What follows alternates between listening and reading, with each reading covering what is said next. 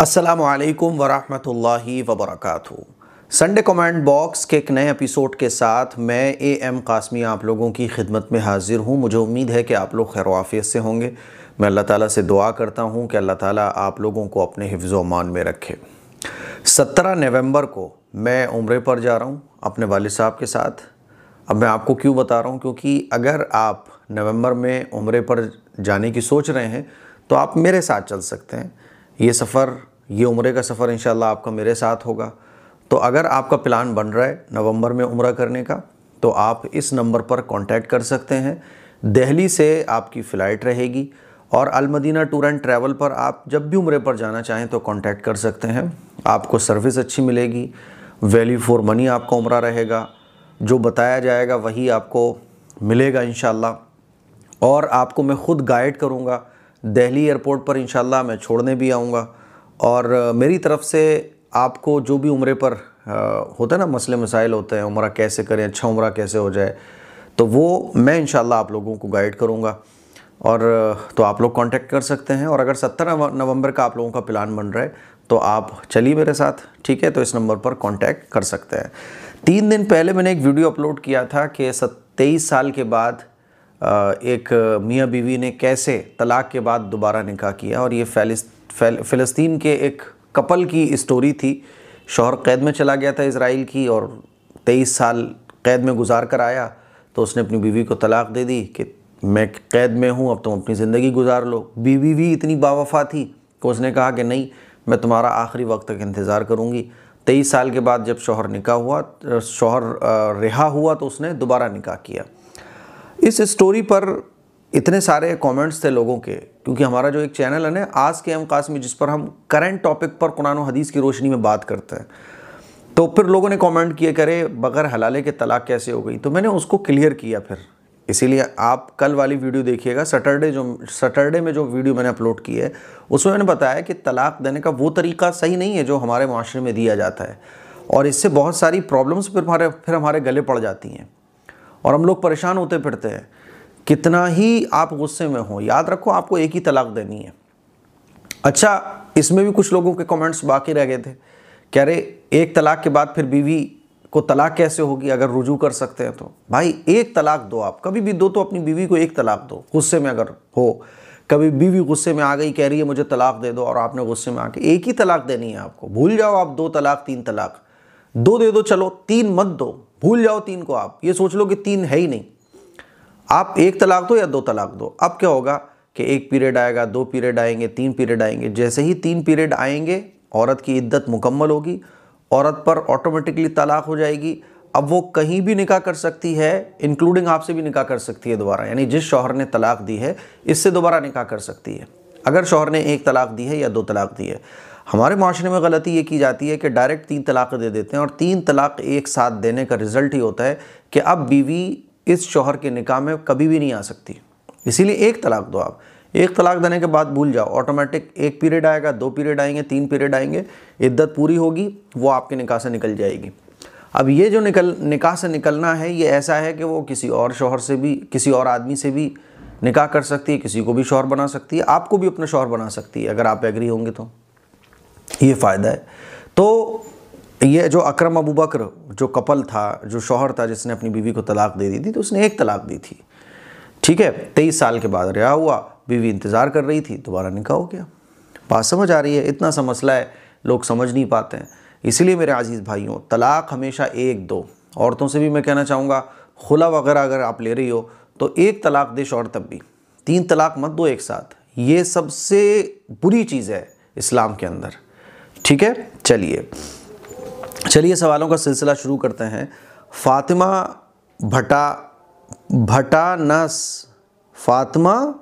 भटनास, कैसे कैसे नाम लिखते हो आप लोग। मुफ्ती साहब, मेकअप में पाउडर, फाउंडेशन और दूसरे भी मेकअप के प्रोडक्ट्स पर अल्कोहल लिखकर आता है, तो क्या उनका लगाना जायज़ है और क्या उनको लगाकर नमाज पढ़ सकते हैं? ये इन्होंने पूछा है। देखो, ये जो लिखा होता है ना, जैसे कि आप कोई परफ्यूम ख़रीदेंगे तो उस पर लिखा होता है कि इसमें अल्कोहल है। इसी तरह से आप जो मेकअप प्रोडक्ट्स लेते हैं उसमें भी लिखा होता है कि इसमें अल्कोहल है। तो इसमें जो एल्कोहल्स वगैरह होता है, तो ये एल्कोहल ऐसा नहीं होता कि इस एल्कोहल से आपका मतलब मेकअप आप लगा लोगी तो आपकी नमाज नहीं होगी, आपकी नमाज हो जाएगी। जैसे कि परफ्यूम्स में जो अल्कोहल होता है, तो वो अल्कोहल ऐसा नहीं होता कि उससे नमाज ना हो, आपकी नमाज हो जाती है। क्योंकि परफ्यूम्स में, मेकअप्स में जो अल्कोहल डाला जाता है तो वो दूसरी चीज़ों का होता है, जैसे आर्टिफिशियल अल्कोहल या फ्रूट से बना हुआ अल्कोहल, ठीक है। जो अल्कोहल जायज़ नहीं है वो है अंगूर और खजूर का, बात समझ आ रही है। और अंगूर और खजूर का जो अल्कोहल है वो परफ्यूम्स में, मेकअप वगैरह में नहीं डाला जाता है, ठीक है। तो इस तरह के मेकअप्स लगाकर आपकी नमाज हो जाएगी, डोंट वरी, ठीक है। चलिए, सलमा जुनैब ये पूछती हैं, मुफ्ती साहब आप खैरियत से हैं? मैं आपकी वीडियो देखती हूँ, काफ़ी सीखा है मैंने। मेरा सवाल है कि हम फजर की नमाज 4 रकात पढ़ने के बाद 2 रकात शुक्राने की, 2 रकात सलातुल हाजत की पढ़ते हैं, इससे मेरी फजर की नमाज हो जाएगी, मुझे गुनाह तो नहीं मिलेगा? देखिए, आप फजर की नमाज़ पढ़ें, फजर की नमाज़ पढ़ने के बाद सूरज निकलने तक आप कोई भी नफल नमाज ना पढ़ें, क्योंकि कुछ टाइम्स ऐसे हैं जिसमें नफल नमाज पढ़ना मकरूह है। एक तो फजर की नमाज़ के बाद, एक असर की नमाज़ के बाद, ये 2 ही टाइम है बस। तो असर की नमाज़ के बाद और फजर की नमाज़ के बाद सूरज निकलने तक कोई नफल नमाज नहीं पढ़ना चाहिए, मकरूह है। आप इसकी जगह कुरान मजीद की तिलावत करें, सूरह यासीन की तिलावत करें, ठीक है। तो ये जो आप पढ़ती हैं शुक्राने की, सलातुल हाजत की, ये सूरज निकलने के बाद पढ़े, क्योंकि अल्लाह के नबी सल्लल्लाहु अलैहि वसल्लम ने फजर की नमाज़ पढ़ने के बाद कोई नफल नमाज नहीं पढ़ी, इसलिए मकरूह है, ठीक है। चलिए, समरीन अंसारी पूछती हैं, मगरिब के बाद पढ़ते हैं सूरह वाक़या, लेकिन मुझे रात में बिल्कुल भी टाइम नहीं मिलता, तो क्या मैं सुबह को सूरह वाक़या पढ़ सकती हूँ? आप पूरे दिन में कभी भी सूरह वाक़या पढ़ सकती हैं। अगर आपको रात को टाइम नहीं मिल रहा है तो फिर आप मगरिब बाद पढ़ लो, इशा के बाद पढ़ लो, सोने से 4-6 घंटे पहले पढ़ लो, फिर भी मौका नहीं मिल रहा है तो कोई बात नहीं, आप सुबह पढ़ लीजिए, कोई हरज की बात नहीं है। मोहम्मद अनस पूछते हैं, मुफ्ती साहब मेरे कुछ सवाल हैं, इनके भाई बड़े लंबे चौड़े इनके सवालात हैं। नंबर 1, अगर मैं 4 रकात नमाज सुन्नत पढ़ रहा हूँ, पहली रकत में कुल या अय्युहल काफिरून, दूसरी रकत में इज़ा जा, तीसरी रकत में तब्बत यदा और चौथी रकत में गलती से इन्ना आतीना ही पढ़ लिया और याद आ जाए तो कुल हुवल्लाहु अहद पढ़नी है और फिर कुल हुवल्लाहु अहद पढ़ ले, तो क्या नमाज हो जाएगी? नमाज हो जाएगी, सजदे साफ़ करने की ज़रूरत नहीं है। देखो, कभी हम पढ़ते चले जा रहे हैं सूरत आगे आगे आगे और गलती से हमने पीछे वाली सूरत पढ़ ली, तो इससे नमाज में कोई फ़र्क नहीं आता है, नमाज हो जाती है, सजदे साफ़ करने की ज़रूरत नहीं है, ठीक है। इसी तरह से कभी क्या होता है कि हमने एक सूरत पढ़ी, ठीक उससे पीछे वाली पढ़ ली, तो नमाज में इससे कोई फ़र्क नहीं आएगा। सूरतें अगर आगे पीछे हो जाती है तो इससे नमाज में कोई फ़र्क नहीं आता है। हाँ, हमें आगे की सूरत ही पढ़ना चाहिए, है ना।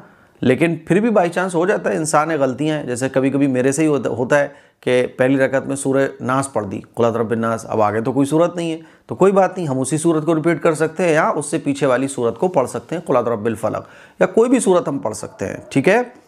दूसरा मसला इन्होंने पूछा है, अगर इमाम के पीछे 4 रकत वाली नमाज में मेरी 1 रकत निकल गई हो, दूसरी रकत में शामिल हुआ और इमाम दूसरी रकत में तहियात में बैठना भूल गए हों, तो आखिरी रकत में जब इमाम सजदे साफ़ करेंगे तो मेरी तीसरी रकत है, तो क्या मुझे भी इमाम के साथ एक तरफ सलाम फिरना होगा? जी, आपको भी सलाम फिरना पड़ेगा, क्योंकि इमाम ने जो गलती की वो आपसे भी हुई, तो आपको भी सजदे साफ़ करना पड़ेगा। नंबर 3, अगर मैं इमाम के पीछे आखिरी रकत में शामिल हुआ तो क्या मुझे नियत ये करनी होगी कि इमाम के पीछे पढ़ रहा हूँ? भाई, इमाम के पीछे आप पढ़ रहे थे ना, तो आपको इमाम के पीछे की नियत करना पड़ेगी, और नियत तो दिल में है। जब आप इमाम के साथ तीसरी चौथी रकत में शामिल हो रहे हो, या किसी भी रकत में आप शामिल हो रहे हो, तो क्या है, आप किसके पीछे नमाज़ पढ़ रहे हो? दिल में क्या है? इमाम के पीछे। तो नियत तो ऑटोमेटिक हो गई, ज़बान से कहना ज़रूरी नहीं है। ज़बान से कहना, कोई जो वहमी लोग होते हैं ना, शक्की लोग होते हैं, उनके लिए ज़बान से कहना ज़रूरी है, बाकी आप दिल में जो आपकी नियत है वही नियत काफ़ी हो जाती है। इरशाद मलिक पूछते हैं, मुफ्ती साहब मेरा सवाल ये है, क्या लड़की के अगर फेस पे थोड़े बाल आ गए हों, मूछें आ गई हों, तो क्या उन्हें साफ़ कर सकते हैं अगर दूसरे को भी दिखती हों? ये बहुत इंपॉर्टेंट मसला है, बहुत अच्छा सवाल इन्होंने पूछा है। देखिए, औरतों के हक़ में दाढ़ी मूछें ये हुस्न नहीं है, मर्दों के हक़ में दाढ़ी मूछें ये हुस्न है। लेकिन औरतों के हक़ में चेहरा क्लियर हो, तो कुछ औरतों के, लड़कियों के हल्की हल्की मूछें रहती हैं और चेहरे पर जो बाल वगैरह हो जाते हैं, रेशे होते हैं, वो दिखते हैं, ख़ास तौर पे मूँछों के, तो इनको साफ़ किया जा सकता है। लेकिन साफ़ बहुत एहतियात से करने की ज़रूरत है। ऐसा ना हो कि आपने कभी लापरवाही में साफ़ कर लिया और वो और बड़े बड़े निकल आए, तो इनको क्लियर किया जा सकता है। बल्कि ये क्लियर करना अफजल है उस औरत के हक़ में जिसका शौहर हो, ताकि शौहर अट्रैक्ट हो, शौहर की तवज्जो बीवी की तरफ रहे। तो चेहरे पर से बाल वगैरह साफ़ किए जा सकते हैं, इंक्लूडिंग किसी की दो भौं मिली होती हैं, दो भौएँ मिली होती हैं ना, बीच में बाल होते हैं, तो बीच के बाल को भी साफ़ किया जा सकता है। भौं को तो बनाना दुरुस्त नहीं है, लेकिन बीच के बाल, क्योंकि अननेसेसरी बाल हैं ये, इनको भी साफ़ किया जा सकता है। तो मुझे उम्मीद है ये मसला आपको अच्छे तरीके से समझ आ गया होगा। ठीक है। नौशाद अहमद रायीन ये पूछते हैं, मुफ्ती साहब मेरे कुछ सवाल हैं। नंबर 1, क्या मगरिब के टाइम अभी अजान होने में 5 या 10 मिनट हों तो वही टाइम में कोई रोज़ शाम को खाए तो कैसा है? खाना तो आप 24 घंटे में कभी भी खा सकते हो, कोई हरज की बात नहीं है। हाँ, बस इतना ख्याल रखना चाहिए कि जब अजान हो जाए तो आपकी नमाज ना छूटे, है ना। तो आप खाना मगरिब बाद खाओ, असर बाद खाओ, फजर बाद खाओ, कभी भी खाओ। 24 घंटे में आपको अल्लाह ने इजाज़त दे रखी है कि 24 घंटे में कभी भी आप खाना खा सकते हो। नंबर 2, क्या मैं कोई आगे बेटी नमाज़ पढ़े और माँ पीछे नमाज़ पढ़े तो गुनाह तो नहीं है? कोई गुनाह की बात नहीं है। बेटा इमाम होता है, बाप मुक्तदी होते हैं, तो क्या गुनाह की बात है। इसी तरह से बेटी अगर आगे नमाज़ पढ़ रही थी, माँ आई तो माँ बेटी के पीछे खड़ी हो गई, नमाज हो जाएगी। नंबर 3, क्या कुत्ता घर में आ जाए तो 40 दिन की रोज़ी चली जाती है? ऐसा कुछ नहीं है, कुत्ता अल्लाह की मखलूक है। कुत्ता आ जाए तो आधी वादी रोटी खिला दो उसे, है ना। ज़मीन वालों पर रहम करो, आसमान वाला तुम पर रहम करेगा। हाँ, कुत्ते को अंग्रेज़ों की तरह रखना ये गलत है, वरना कुत्ता पालने की भी शरीयत ने ज़रूरत पर इजाज़त दी है। तो सोचो ज़रा कि उससे 40 दिन की रोज़ी कैसे चली जाएगी। रोज़ी जाती है बुरे आमाल से, रोज़ी जाती है झूठ बोलने से, रोज़ी जाती है नमाज़ छोड़ने से, रोज़ी जाती है फजर की नमाज आप पढ़ नहीं रहे हो, 10-10 बजे तक सो रहे हो, इन कामों से रोज़ी जाती है। बेचारे कुत्ते से रोज़ी कैसे जाएगी।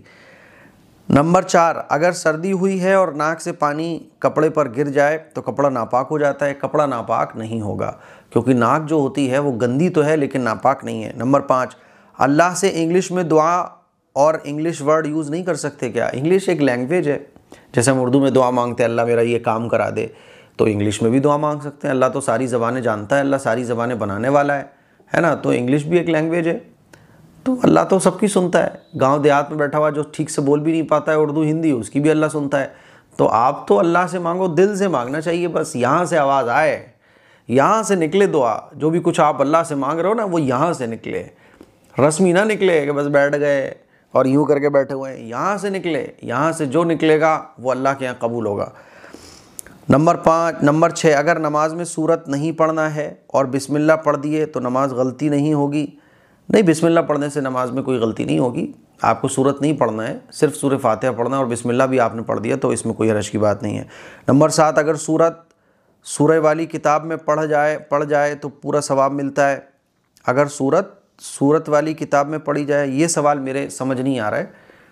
आप देख के पढ़ेंगे तो ज़्यादा सवाब मिलेगा। कोई सूरत अगर आप पढ़ना चाह रहे हैं और बगैर देखे पढ़ेंगे तब भी सवाब मिल जाएगा इंशाल्लाह।